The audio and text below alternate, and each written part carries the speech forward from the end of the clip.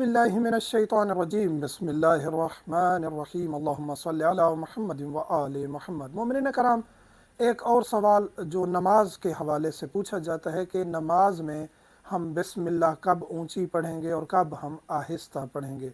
तो बिस्मिल्लाहिर्रहमानिर्रहीम सूरतों से पहले पढ़ना ज़रूरी है। जो भी हम पहली और दूसरी रकत में सूरत पढ़ते हैं या तीसरी रकत में तस्बीहात अरबा की जगह अगर हम सूरह अल-हम्द तिलावत करते हैं तो उसके लिए भी बिस्मिल्लाहिर्रहमानिर्रहीम पढ़ना ज़रूरी है। अब मसला ये है कि आहिस्ता पढ़ना है या ऊंची आवाज़ में पढ़ना है।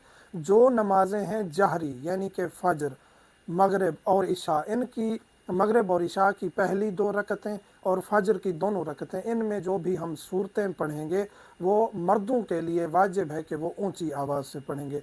औरतों को इख्तियार है इन जहरी नमाज़ों में कि वो आहिस्ता पढ़ें या ऊंची आवाज़ में। कोई नामहरम सुन रहा है तो फिर वो आहिस्ता आवाज़ में पढ़ेंगी। अब जहाँ जहरी नमाजें हैं उनमें तो हत्तमन बिस्मिल्लाह ऊंची आवाज़ से पढ़ी जाएगी। जो इख्फाती नमाजें हैं जैसे कि ज़ोहर और असर या कोई आप मुस्तहब नमाज़ें पढ़ रहे हैं तो उनमें भी मुस्तहब है कि बिस्मिल्लाह ऊंची आवाज़ में पढ़ी जाए। बाकी इख्फाती नमाज़ों में जो है वो आप बाकी तिलावत जो है वो आहिस्ता करेंगे, ऊंची आवाज़ में नहीं कर सकते, लेकिन मुस्तहब है कि बिस्मिल्लाह ऊंची आवाज़ में, यानी ऊंची आवाज़ की हम लिमिट बता चुके हैं कि बहुत ज़्यादा ऊंची आवाज़ नमाज में नहीं निकाल सकते। मुनासिब एक आवाज़ जो अमूमी तौर पर जैसे कि मैं बोल रहा हूँ इतनी हद तक ऊंची आवाज़ आप निकाल सकते हैं। इस तरह लाउड जो है वो नमाज पढ़ना अज़ियत का बायस बनता है और वो दुरुस्त नहीं होता कि बहुत लाउड आप चले जाएं तो वो नमाज की कैफियत से भी आप खारिज हो जाएंगे।